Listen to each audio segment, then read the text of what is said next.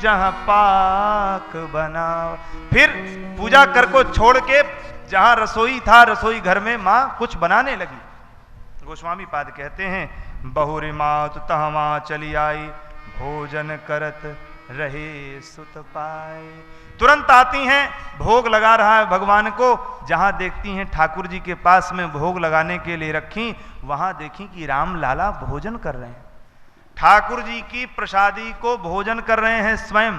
रंग भगवान तो नहीं कर रहे हैं, लेकिन राम जी कर रहे हैं। माता ने देखा, अरे अभी तो इसको मैंने खिला पिला के सुला करके पालने में छोड़ के आई, ये यहां भगवान के पास में प्रसाद कैसे पा रहे हैं। तुरंत दौड़ के गई पलना में, तो वहां देखा, जैसे गई पलना में देख गए जननी शिशुपाही, जैसे गई वहां देखी कि वहां भी पलना में सो रहे हैं। अरे माता तो देख करके आश्चर्यचकित हो गई, अरे भैया अभी तो भगवान के पास में प्रसाद पा रहे थे, अभी ये पलना में सो रहे हैं, ये कैसी विचित्र लीला। भगवान ने अपनी विभूतियों का दर्शन कराया माँ को। माँ को अपने ब्रह्म स्वरूप का दर्शन कराना चाहते थे भगवान, क्योंकि माँ ने मांगा था कि आपके ब्रह्म स्वरूप, आपकी माया को हम जान सकें। भगवान ने माया दिखाया, बहुरी आई देखा सुत सोई, हृदय कंप मन धीर न होई। कांपने लगा हृदय, क्या कि यहाँ वहां दो बालक देखा, यहाँ वहां दो बालक देखा, मति भ्रम मोर ज्ञान विशेषा, मति भ्रम मोर ज्ञान विशेषा। माता ने सोचा कि ये मेरी मति भ्रम तो नहीं हो गई, बार बार आंखों को झपकाती हैं, पानी से मुंह धुलती हैं, फिर देखती हैं, फिर वही दिखते हैं। माँ ने कहा क्या है, माँ घबरा गई। तब देखी राम जननी अकुलानी, प्रभु हंसी दीनी मधुर मुस्कानी। भगवान मीठा मीठा मुस्कुराने लगे, स्वजन मोहिनी मुस्कान से माँ को मोह लिया। माँ ने कहा, लाला ये क्या है। भगवान ने कहा, माँ दिखरा वही माँ तही निज, दिखरावा दिखाया क्या माता को, दिखरावा माता ही निज अद्भुत रूप अखंड, रोम रोम प्रति लागे कोटि कोटि ब्रह्मांड। एक तरफ से काल को खा रहे हैं, दूसरे तरफ से अग्नि निकल रही है, तीसरे मुख से भगवान पूरे सृष्टि को पैदा कर रहे हैं, चौथे मुख से सृष्टि का पालन कर रहे हैं। इस प्रकार से अनंत अनंत कोटि ब्रह्मांड नायक का दर्शन करने के बाद माता जी हाथ जोड़ ली, बोले लाला, हे प्रभु, हे ठाकुर जी महाराज, हमें ऐसी गति देना, हमें अपने चरणों की भक्ति देना। भगवान ने कहा, माँ आपने मुझ ब्रह्म को अपना पुत्र बनाया है, आपकी गति की तो बात ही क्या, आपका जो नाम लेगा उस योग की, उस व्यक्ति की गति हो। बोल कौशल्या मैया की जय। आप तीनों माताओं का जो नाम लेगा उसकी गति सबसे पहले मैं करूंगा। माँ ने प्रणाम किया है, भगवान ने अपनी माया को हर लिया, क्योंकि माँ को अगर बोध रहेगा तो माँ स्नेह करेगी, लाड़ लड़ाएगी नहीं, माँ तो हमें आलमारी में बंद कर देगी। और आजकल भगवान के साथ क्या होता है सभी लोग जानते हैं। हाँ, एक माई मिली, वो तो कहती है, भैया हम तो अपने ठाकुर जी की बढ़िया चकाचक पूजा करते हैं, सेवा करते हैं। कैसे कैसे सेवा करते हैं? तो माता जी की बोलती कि लाला हम 250 ग्राम चिनिया बादाम सवेरे, 250 ग्राम चिनिया बादाम शाम को लगा देते हैं, भगवान को अलमारी में बंद कर देते हैं और सवेरे शाम पूजा कर देते हैं, अगरबत्ती दिखा देते, हो गई ठाकुर सेवा। अरे राम जी राम, भगवान ने सोचा कहीं माँ जान गई तो अलमारी में बंद करके 250 ग्राम चिनिया बादाम खा करके मेरे तो हालत खराब हो जाएगी, मैं तो यहाँ मात्र सुख का आनंद लेने के लिए आया हूँ। भगवान ने सोचा माँ को अपनी माया से, जो माया भगवान ने पुनः प्रेरित करी, माता जी सब भूल गई। भगवान ने कहा, माँ घबराओ मत, मेरे प्रभाव से तुम्हें अब आगे कभी माया नहीं घेरेगी, तुम्हारे नाम लेने से माया दूर चली जाएगी। भगवान ने आशीर्वाद, हर जननी बहुविध समझाई, यह जनि कतहूँ कहसी सुन माई। माँ ये बात कहीं कहना मत कि मैंने तुम्हें अपना रूप दिखाया है। भगवान ने तथास्तु कहा, बार बार कौशल्या विनय कर ही कर जोरी, अब जनि कबहूँ व्यापे प्रभु मोहि माया तो। हम लोगों को भी प्रार्थना करना चाहिए कि प्रभु आपकी माया हमें न परेशान करे। नहीं रुपया पैसा चक्कर मकान दुकान और जीवन में इसी के चक्कर में लगे लगे मर जाना है, कुछ काम नहीं आना है। क्यों? जैसे बुलाया आएगा वैसे जाना पड़ेगा। आएगा जब रे बुलावा हरि का, छोड़ के सब कुछ जाना पड़ेगा। कुल भजनिया आज गा देंगे तो आगे का होगा हो, ऐसे हम कम गा पाते हैं।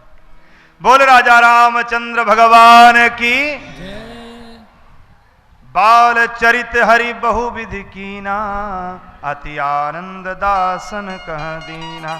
कौशल्या जब बोलन जाई, माँ कौशल्या बुला रही हैं, ठुमुक ठुमुक प्रभु पले चले ऊपर आई, भगवान ठुमुक करके भाग जाते हैं। कौशल्या जी दशरथ जी पकड़ते हैं, राम बेटा आओ आओ आओ, भोजन करते हैं, बार बार बुला रहे हैं। भोजन करत बोली जब राजा, नहीं आवत तजी बाल समाजा।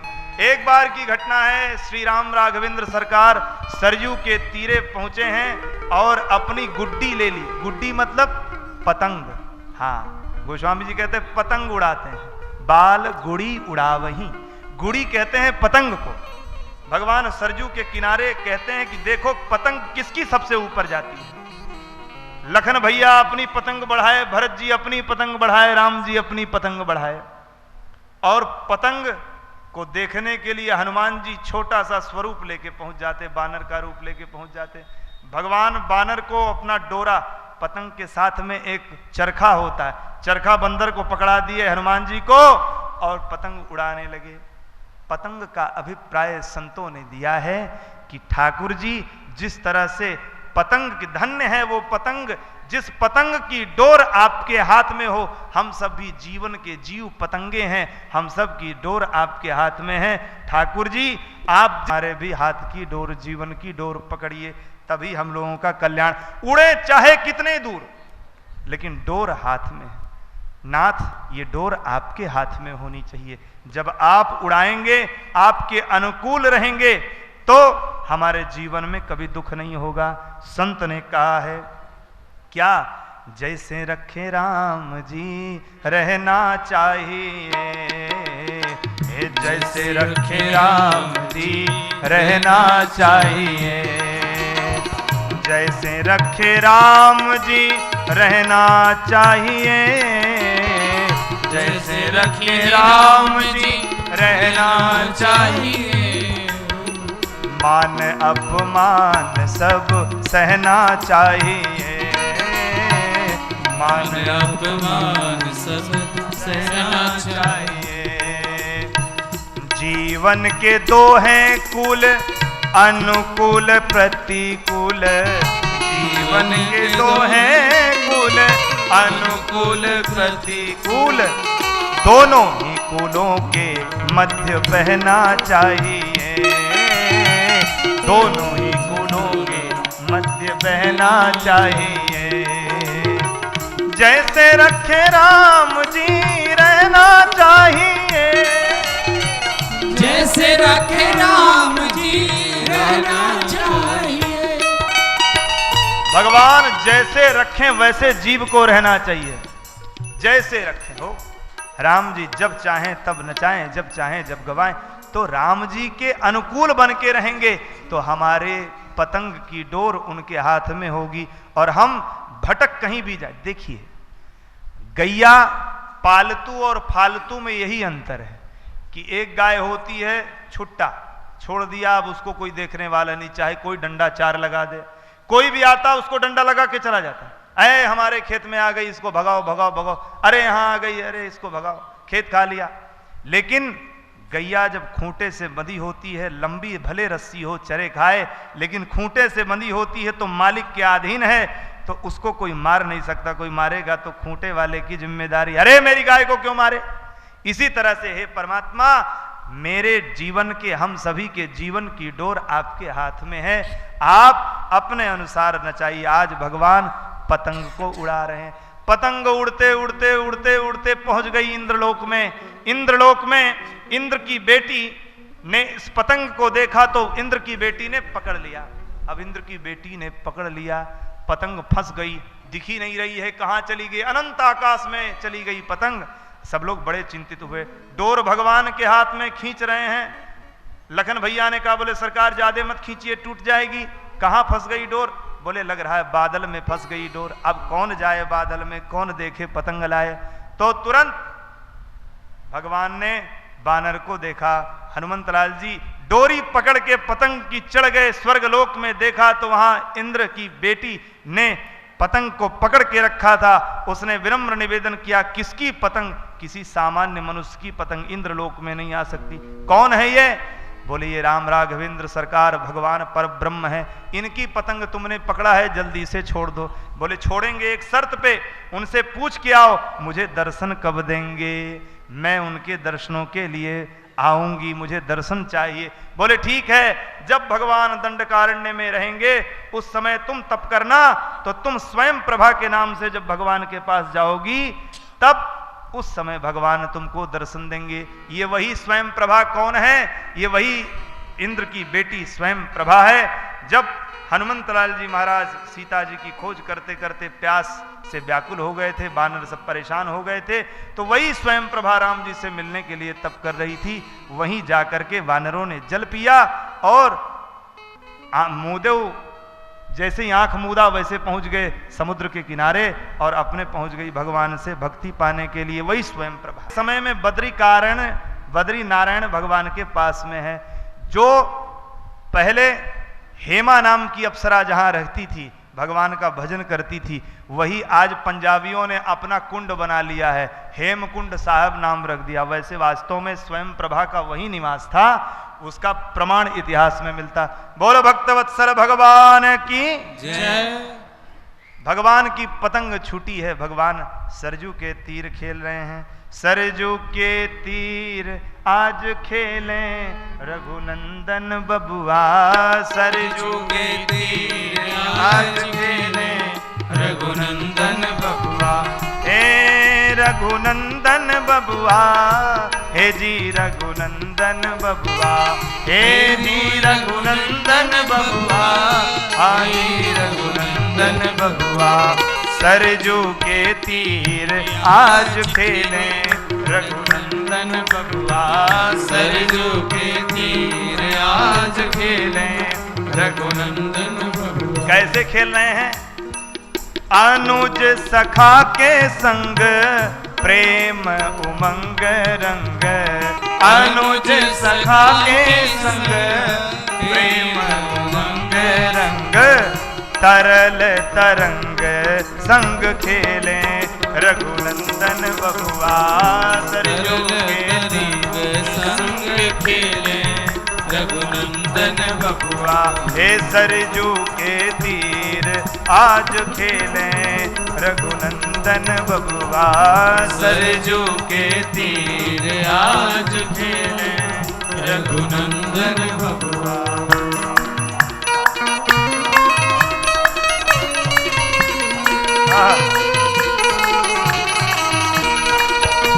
जय हो।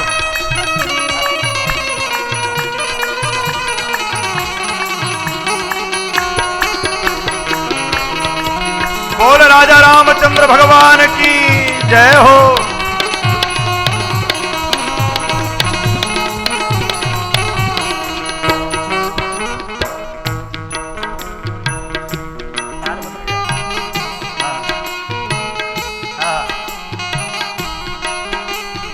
हाँ श्यामल शरीर राजे कर धनु तीर छोटे छोटे तीर धनुष भगवान हाथ में लिए हैं। लखन राम भरत लक्ष्मण शत्रुघ्न सब छोटी छोटी तीर धनुइया लेके घेर रहे।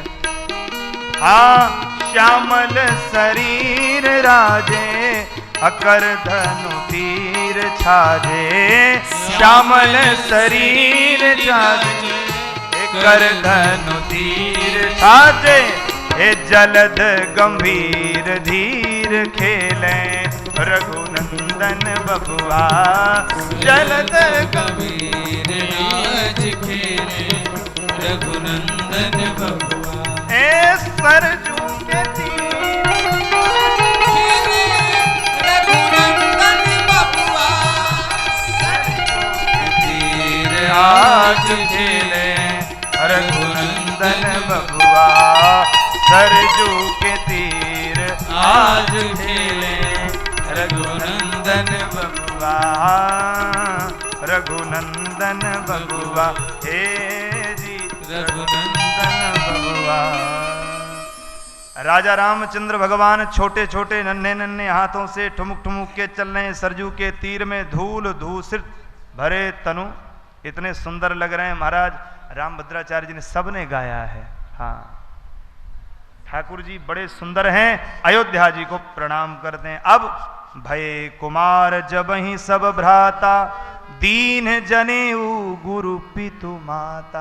भगवान बड़े हो रहे हैं। माता पिता ने गुरु वशिष्ठ जी से कहा यज्ञोपवीत संस्कार होना चाहिए। यज्ञोपवीतम परमं पवित्रम प्रजापतिर्यत् सहजम पुरस्तात् आयुष्यमग्रम प्रतिमंच शुभ्रम यज्ञोपवीतम बलमस्तु तेज। यज्ञोपवीत धारण करने से बल तेज की वृद्धि होती, आयु बढ़ती है। जो लोग केवल ब्याह के समय यज्ञोपवीत धारण करते हैं, ये ऐसा यज्ञोपवीत धारण करने से कोई लाभ नहीं है।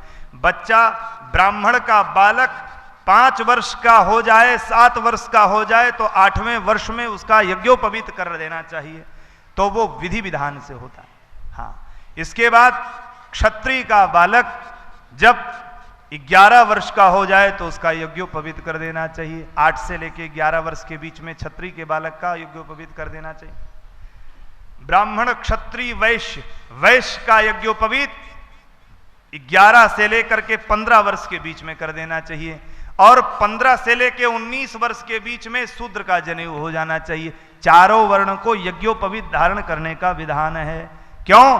क्योंकि भगवान के ही स्वरूप में चारों वर्ण हैं। मैं प्रथम दिन से निवेदन कर रहा हूं, ब्राह्मणोश्य मुखमासीद, ब्राह्मण मुख है, वक्षस्थल भुजाएं क्षत्रिय है, पेट वैश्य है, जंघा वैश्य है, पैर शूद्र है। ये तीनों चारों वर्ण एक दूसरे में समाहित हैं। इसीलिए जब सब लोग मिल के कोई काम करते हैं तो संघे शक्ति प्रणेतारम, संगठन में शक्ति होती है। एक एक लकड़ी तो कोई भी तोड़ सकता है, लेकिन लकड़ियों का गट्ठर कोई तोड़ नहीं सकता। ये भगवान की कृपा है। हम सब लोग, मानस हम लोगों को एक होना सिखाती है। सारे समाज को वसुधैव कुटुंबकम की भावना रामचरितमानस के श्रवण गायन लाभ से प्राप्त होता है। सारा संसार अपना है, कोई किसी से विरोध नहीं। किसी से विरोध करना मानस कभी नहीं सिखाती है, सबसे अनुरोध करना सिखाती है, प्रेम करना सिखाती है। जिस प्रकार से फलदार वृक्ष झुक जाते हैं, उस प्रकार से विनम्रता युक्त व्यक्ति सदैव आदर का भागी बनता है। वो सदैव दूसरों का सम्मान, जो दूसरों का सम्मान नहीं करता, समझ लो उसको कभी सम्मान मिला ही नहीं। जिसने रसगुल्ला खाया ही नहीं, वो रसगुल्ला की मिठास क्या जानेगा भैया। अब कह दो हमें रसगुल्ला अच्छा नहीं लगता, खाने को मिलते ही नहीं तो अच्छा क्या लगे। जब खाने के बाद भी मन हो कि नहीं अच्छा लगता, तब तो वैराग्य है। कहने का अभिप्राय यह है, विनम्र होना सीखिए। विनम्रता सबसे बड़ी पूंजी है। जब जीव विनम्र होता है तब वो नम्र होकर के भगवान के पास जाता है। जिसने जीवन में झुकना नहीं सीखा, वो सूखे वृक्ष की डाली की तरह टूट गया। जितने कड़े रहेंगे उतने जल्दी टूट जाएंगे भैया। दांत कितने कड़े हैं, ये सबसे पहले नहीं आते, सबसे बाद में आते हैं और सबसे पहले जाते हैं। क्यों? ये सबसे कड़े, सबको काटते हैं, इसलिए सबसे पहले झड़ जाते हैं। बुढ़ौती में वेदांती हो जाता है आदमी, बिना दांत के हो जाता है, तो खा नहीं पाता, पी नहीं पाता, बिना दांत के हो जाता। ये कड़े हैं इसलिए टूट जाते हैं। और जो मुलायम है, जिह्वा मुलायम है, ये टूटती नहीं है, मुड़ जाती है, फिर टूट जाती। कितनी बार दतवा ने जिभिया को काटा होगा, लेकिन जीभ कभी बेचारी शिकायत नहीं करती। भगवान भी अपने भक्तों पे इसी प्रकार कृपा करते हैं, कोमल कृपा और कठोर कृपा। जीभ पे कोमल कृपा, दांतों पे कठोर कृपा। अच्छा ये बताइए, आपके दांत के द्वारा जीभ काट ली जाए तो किसको दंड देंगे? जीभ को कि दांत को? किसको देंगे? जीभ को दंड देंगे कि दांत को दंड देंगे? बताइए। अगर आपकी दांत ने जीभ को काट लिया तो किसको पीटेंगे? न दांत को पीटेंगे न जीभ को पीटेंगे। क्यों? यहां पे क्षमा की प्रयुक्ति, यहां विनम्रता का प्रयोग करेंगे कि भैया जीभ भी अपनी है, दांत भी अपनी, समाज में अच्छे लोग भी अपने हैं, बुरे लोग भी अपने हैं, विनम्रता की आवश्यकता है। एक सूत्र में सबको प्रेम से जोड़ के रखिए, सारे लोग आपके अपने रहेंगे। हाँ, प्रेम से, कभी किसी से विरोध करके नहीं। निज प्रभु मैं देखा हूं जगत के ही सन करहूं विरोध। हनुमान जी कहते हैं सरकार मेरा कोई शत्रु वत्रु नहीं है। क्यों? निज प्रभु मैं आपके समान सिया राम में सब जग जानी, तो किससे झगड़ा करने जाए? सब आप ही तो हैं। इस प्रकार से भगवान बड़े हो रहे हैं। यज्ञोपवीत हुआ है, गुरु जी के यहाँ गए हैं। गोस्वामी जी ने एक चौपाई में लिख दिया है कि गुरु गृह गए पढ़न रघुराई, अल्पकाल विद्या सब आए, जाकी सहज श्वास श्रुत चारी, सो हरि पढ़यह कौतुक गान। विद्या विनय निपुण गुणशीला, खेल ही खेल सकल नृप लीला। सब लीला है भगवान की, लीला माया है भगवान की। इस प्रकार से संत लोग भगवान के चरित्रों का दर्शन और गान करते हैं। अब भगवान कौशलपुरवासी में आए हैं। बंधु सखा संग ले ही बुलाई, बन मृगया नृत खेल ही जाई।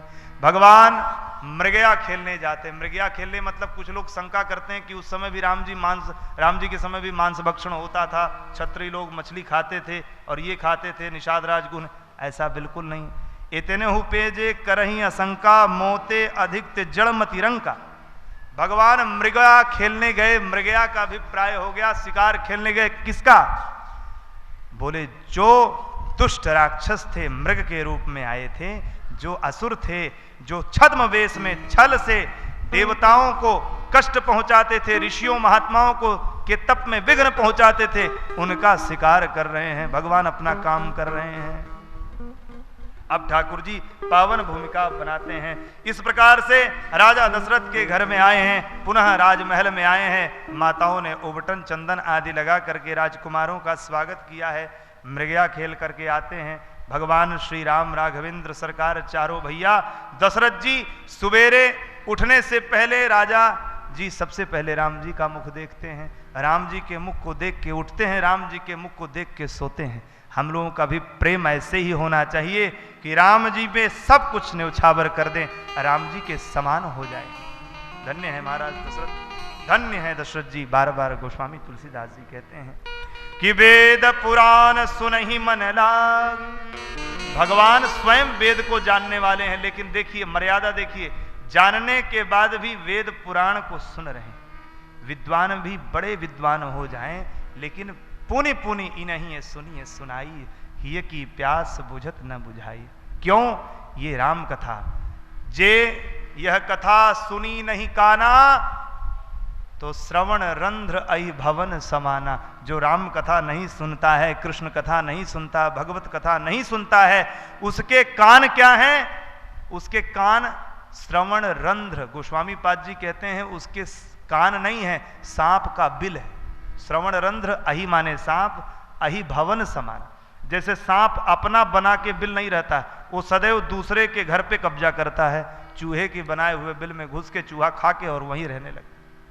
तो उनका कान बिल्कुल सांप के घर के समान है, उनके कानों में से सांप ही निकलते हैं। भगवान का नाम उनके कान में जाता ही नहीं, क्योंकि सांप बैठा है, सांप संशय रूपी सर्प बैठा है।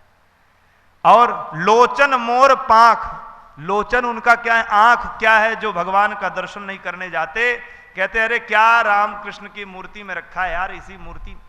देखिए आज के समाज में ब्रह्मवादी बड़े घूम रहे हैं। साहब कहते हैं अरे ज्योति स्वरूप ब्रह्म का ध्यान करो, क्या मूर्ति में रखा है? मूर्ति के चक्कर में माता पिता को बांधे हो महाराज। सब नश्वर है, संसार क्षयमान है, संसार विकुल दुखालय है, सब कुछ बेकार है, मूर्ति में कुछ नहीं रखा। मेरे पंथ में आओ, मेरे निर्गुण निराकार को देखो।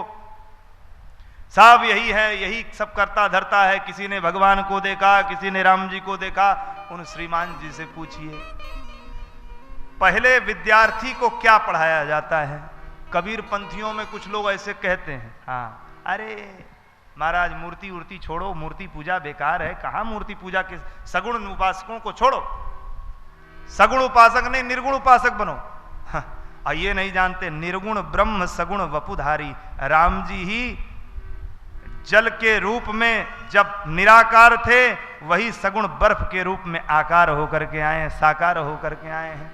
भगवान कहते हैं भक्त रूप बनाता है, बन मैं जाता हूं। आप जैसा सोचेंगे वैसे आपके भक्ति, आपके प्रेम, आपके करुणा, आपकी ममता के टेम्परेचर में भगवान भक्ति के रूप में बंध के आते हैं। ये पंच तत्व ही जब आपकी तपस्या, आपका प्रेम इतना उग्र हो जाता है, तो यही पंचतत्व स्वरूप परमात्मा आपके मन के तदनुसार रूप ग्रहण करके आपके सामने प्रकट हो जाते हैं। यही भगवान का प्रागट्य है। गोस्वामी पाद कहते हैं कि भगवान सब जगह व्याप्त है। ठाकुर जी सब जगह विराजमान है। हम सब लोग देखने की दृष्टि चाहिए।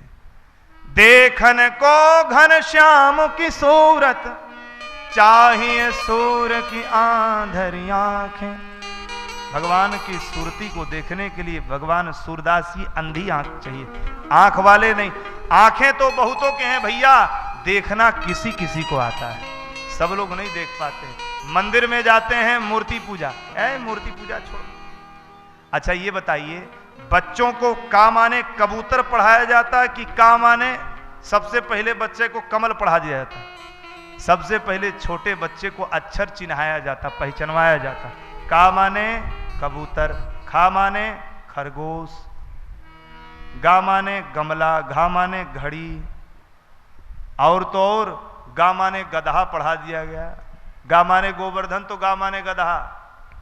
अपनी अपनी परंपरा आज के समय में सीबीएसई बोर्ड वालों ने सब चौपट करके रखा है। महाराज क्या बच्चों को शिक्षा देते हैं? बच्चों को तो बढ़िया इसीलिए कहते हैं माँ बाप का दायित्व तो होना चाहिए कि बच्चों को अपने संरक्षण में रख के सिखाएं। अंग्रेजी पढ़ लेने से बहुत विद्वान नहीं हो जाता। अंग्रेजी पढ़ लेने मात्र से विद्वान नहीं हो जाता।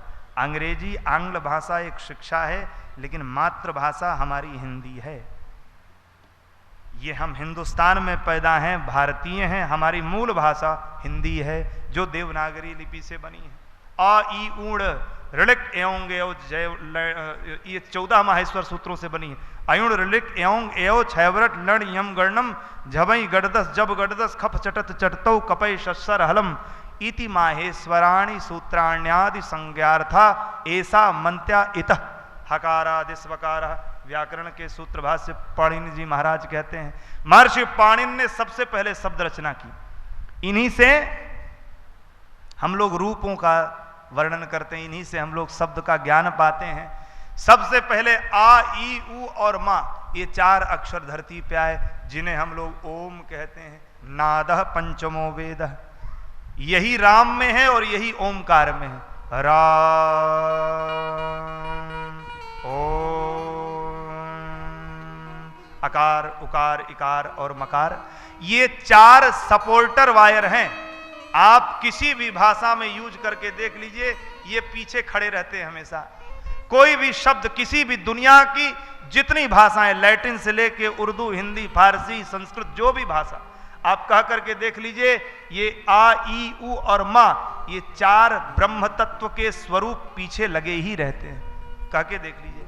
जैसे इंग्लिश में एक्सप्लेन, एक्सप्लेन में ई, पीछे ई लगा है, एक्सप्लेन ई लगा है। लाउड, लाउड ला आ लगा है। कोई भी शब्द, तबज्जुम तब ता के पीछे आ लगा है। आ ई उ और मा, संस्कृत में कितने शब्द आप देख लीजिए, सारे शब्दों के पीछे ओमकार ही खड़ा है। ये सपोर्टर वायर है, फेस वायर यही है। अर्थ ये सब तमाम सारी भाषाओं के निकले हैं, क्योंकि सभी भाषाओं की जननी मां संस्कृति है।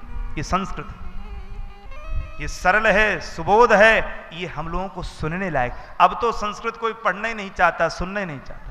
लोग कहते हैं जो सबसे कमजोर बच्चा हो तो भैया अयोध्या वृंदावन भेज दो, पंडिताई सीख ले, कुछ खाना कमाना जान जाएगा। अरे जो कमजोर हो उसी को संस्कृत पढ़ाइएगा, और जो विद्वान है उसको संस्कृत नहीं पढ़ाइएगा। जिसका इंटरेस्ट हो, जिसका, देखिए इंजीनियर बनाने से नहीं बनता, इंजीनियर बन जाता है। भक्त बनाने से नहीं बनता, भक्त बन जाता है। संस्कार आप दीजिए बच्चों में, जब संस्कार देंगे तो आगे बच्चे बढ़ेंगे। तो जिस प्रकार से काम आने कबूतर छोटे बच्चे को पढ़ाया जाता है, उसी तरह से पहली सीढ़ी है मूर्ति पूजा। पहले हम राम जी के स्वरूप को मूर्ति में देखें, फिर मूर्ति को पूरी दुनिया में देखें। जब तक मीरा को मूर्ति में ही गोविंद दिखते थे, तब तक मीरा गाती रहे, मेरे तो गिरधर गोपाल दूसरों न कोई, जाके सिर मोर मुकुट मेरो पति सोई, मेरे तो गिरधर गोपाल दूसरों न कोई। जब तक मीरा को गिरधर गोपाल मूर्ति में दिखे, तब तक सीने से चिपकाए रखी मूर्ति। और जैसे ही मूर्ति पूरे दुनिया में दिखी तो मीरा की मूर्ति कब छूट गई मीरा को भी नहीं पता चला। ये धन्य है, भगवान की यही मूर्ति पूजा है। पहले मूर्ति पूजन करिए, माला जपिए, राम राम राम राम राम राम राम राम, अंगुरिया अपने आप चलने लगेगा तो माला छूट जाएगी, कोई बात नहीं। मन की माला से, सांसों की माला से जपिए, भगवान का धीरे धीरे ध्यान लगाइए।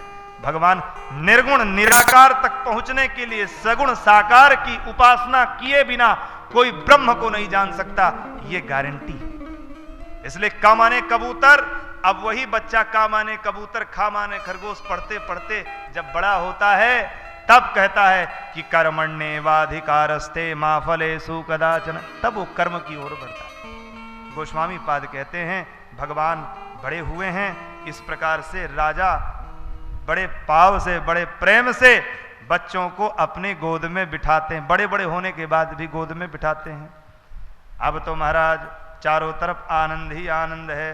प्रातः काल उठ के रघुनाथा, मात पिता गुरुना वही माथा, आय सुमांग करही पुर काजा, देखी चरित हर सई मन राजा। आयस आज्ञा पाके कार्य करते हैं, ये देख करके राजा बड़े प्रसन्न होते। माई बाप तब प्रसन्न होते हैं जब बेटा उनके बताए हुए कार्य को करने लगता है, तब कहते हैं अरे हमारा बेटुआ तो बड़ा नाम कर रहा है। ठाकुर जी की कृपा से इस प्रकार से अनंत अनंत कार्य कर रहे हैं भगवान, जिनको कोई देख भी नहीं रहा है, और अयोध्या वासी बड़े प्रसन्न हो रहे हैं। इतने में एक घटना हुई, क्या? एक बार की बात है कि विश्वामित्र महामुनि ज्ञानी, बस ही विपिन शुभ आश्रम जानी। विश्वामित्र जी महामुनि ज्ञानी हैं, आश्रम में बस रहे हैं, जहां जप जोग जहां पे जप जोग यज्ञ महामुनि कर रहे हैं। गोस्वामी जी कहते हैं अति मारीच सुबाहु डरही। महाराज मारीच सुबाहु उनके यज्ञ में विध्वंस डाल रहे हैं।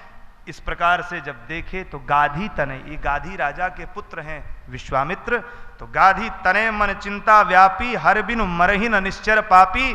बिना राम जी के, अब राम जी का अवतार हो चुका है, हम मारने में स्वयं समर्थवान है विश्वामित्र जी, जिनको जो नई सृष्टि बनाने में समर्थवान है। ये जो नारियल है ना, नारियल की बलि चढ़ाई जाती है, इसीलिए ये नारियल की रचना सबसे पहले धरती पे विश्वामित्र जी ने किया।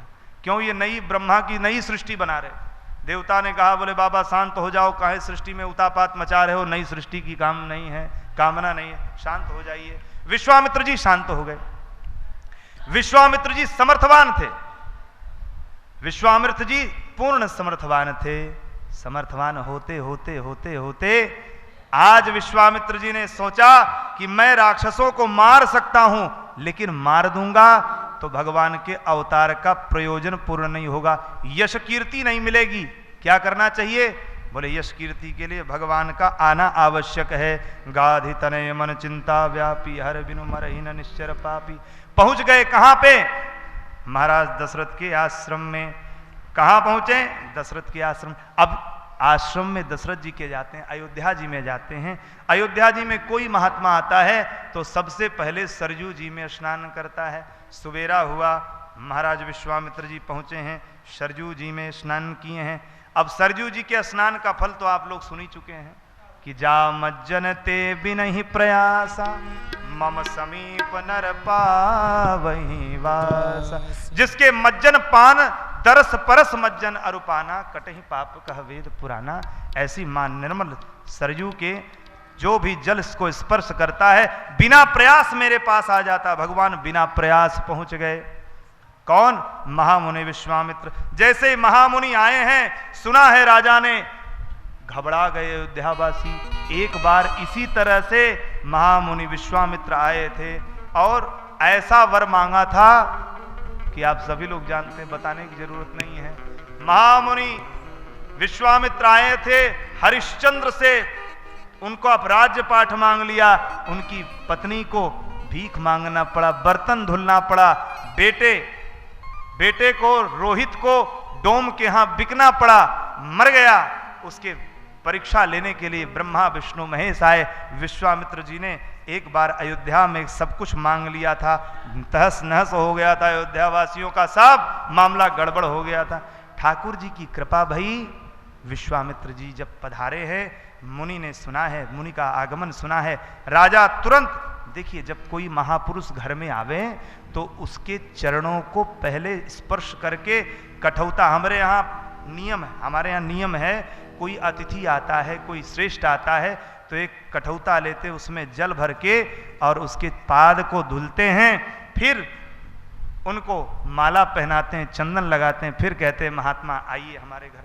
तब प्रसाद पाने का पूरा फल मिलता है। बुला लिए, वॉशिंग मशीन लगी, सिंक लगी हुई है, हाथ धुल लीजिए बाबा जी, तौलिया लगी है, पोंछ लीजिए, इधर आइए, यहाँ डाइनिंग टेबल लगा, बैठ जाइए। ऐसे नहीं होता है, बड़े सादर पूर्वक। जैसे चक्रवर्ती सम्राट महाराज दशरथ पहुंचे हैं, जैसे देखे कि महामुनि विश्वामित्र आए हैं, दौड़े। मुनियागमन सुना जब राजा, मिलन गयो लय विप्र समाजा। वेद मंत्र होने लगा, स्वस्ति न इंद्रो वृद्धसभा। महामुनि विश्वामित्र प्रसन्न हो गए। इतनी चाकरी इसलिए हो रही कि भैया कुछ गड़बड़ सड़बड़ न कर देना। एक बार तो आपने मांगा तो हरिश्चंद्र राजा की सुन लो कहानी। काशी जी में बिक गई ले तीनों परानी, डोम घरे रानी बिके, डोम घरे राजा बिके, पंडित घरे रानी। काशी जी में बिक गई ने तीनों प्राणी। ये तीनों प्राणी बिक चुके हैं, बाबा कुछ ऐसा वैसा न कर देना। बड़े सावधान होके आए। करी दंडवत मुनि सन्मानी निज आसन। चक्रवर्ती नरेश दशरथ जी अपना आसन छोड़ दिए और बैठा दिए। निज आसन बैठा रही आनी। अब तो अपना आसन दे दिया, राजा चरणों के पास बैठ गए। यही ब्राह्मणों का सम्मान था। जब सम्मान गया है तो सब गड़बड़ हो गया। भगवान की कृपा ऐसी भई कि इस तरह से ठाकुर जी की कृपा के अवलोकन को देख करके महापुरुषों ने गाया है। गोस्वामी तुलसीदास जी कहते हैं विविध भांत भोजन करवाया हो। कई प्रकार से भोजन करवाया, कई प्रकार से भोजन करवाया, मतलब हर प्रकार से संतुष्ट किया। विविध भांति भोजन करवावा, मुनि बर हृदय हरसियति पावा। ऐसा सेवा किया चकाचक कि बाबा प्रसन्न हो गए। अब बाबा ने कहा, बोले सरकार किस लिए आए? कहिए महाराज, कारण कवन नाथ। मुनि आयो, आप किस कारण से आए हैं? कहिए, पूरा कहिए, कही कारण आगमन तुम्हारा, आपका आगमन कैसे हुआ?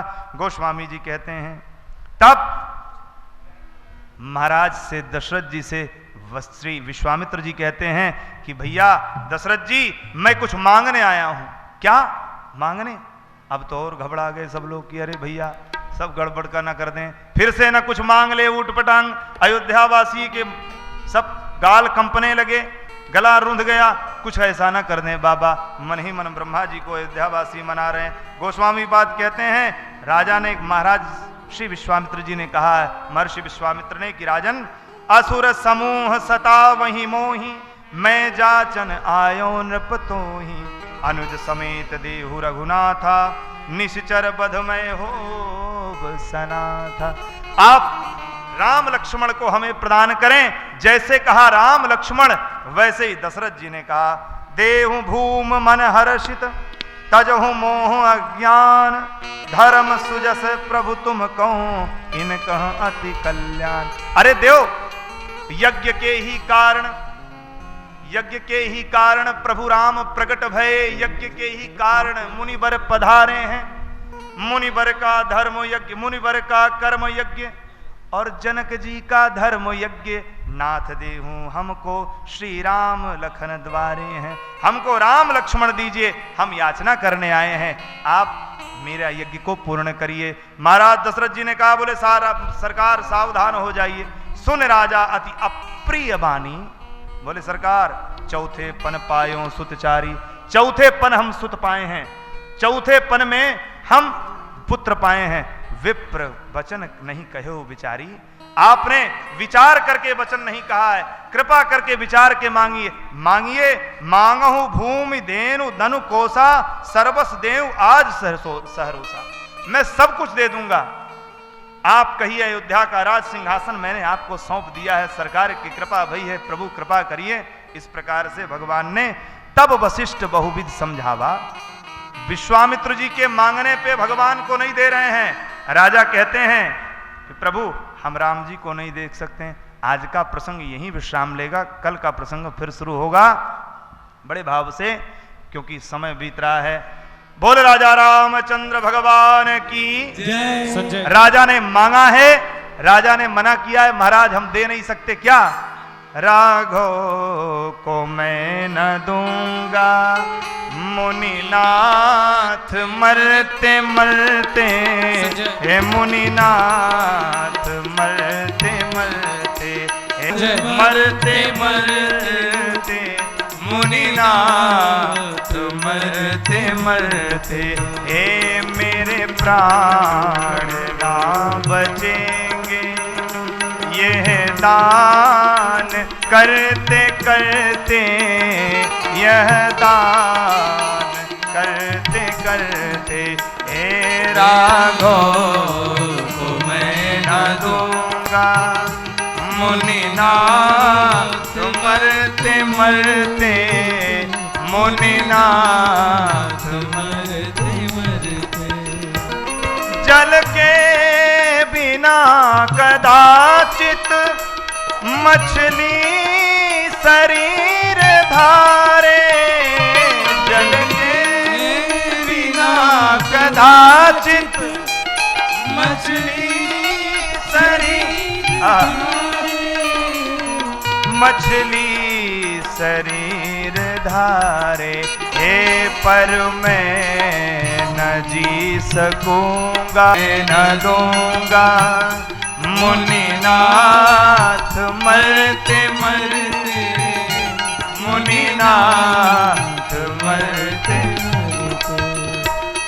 कर यत्न चौथे पन में, सुत चार मैंने पाया, कर यत्न चौथे पन।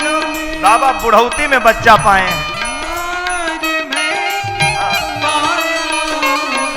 पितु मातुपुर जनों को रघुनाथ ने जिलाया, प्रिय मातुपुर जनों को रघुनाथ ने जिलाया, रघुनाथ ने जिलाया। लोचन चकोर तन में, हे लोचन चकोर तन में, छवि पान करते करते, छवि पान करते करते, हे मेरे प्राण ना रहेंगे। ये दान करते करते, ये दान करते करते, हे राघव को को मैं न दूंगा, हे राघव को मैं न दूंगा। बोल राम राघवेंद्र सरकार की जय। इस प्रकार से विश्वामित्र जी आज अयोध्या जी में विश्राम कर रहे हैं। आज अयोध्या जी में विश्राम करने दीजिए। कल भगवान श्री सीताराम, श्री राम लक्ष्मण जी विश्वामित्र जी के साथ में जाएंगे। और आज के कथा का विराम यहीं पर होता है। इसके बाद आरती, आरती के बाद प्रसाद वितरण, और कल आप लोगों के सम्मुख स्वामी जी रखेंगे। अब मैं मुख्य यजमान राजदेव प्रसाद जायसवाल जी, श्रीमती नीलम देवी और इस श्री राम कथा महोत्सव के आयोजक कन्हैया लाल जी से अनुरोध करेंगे कि वो आवें और आरती करें। साथ ही हमारे नगर के उद्योगपति और सामाजिक कार्यकर्ता, समाज सेवी जेपी यादव जी उपस्थित हैं, उन्हें भी मंच पर ले आने की कृपा करें।